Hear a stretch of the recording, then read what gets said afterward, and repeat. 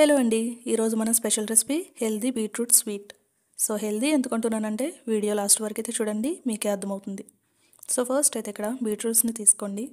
వాటన్నిటిని కూడా నీట్గా పీల్ ఆఫ్ అయితే చేసేసుకోవాలి. సో అన్నీ పీల్ ఆఫ్ చేసుకున్న తర్వాత వాటిని ఈ విధంగా తురుముకోండి.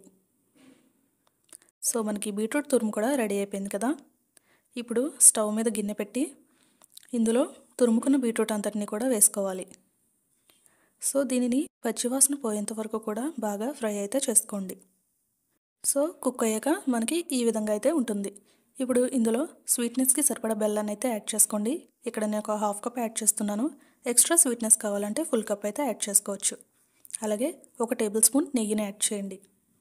ఇప్పుడు ఈ బెల్లం కరిగిపోయేంత వరకు కూడా దీనిని మనం కుక్ చేసుకోవాలి.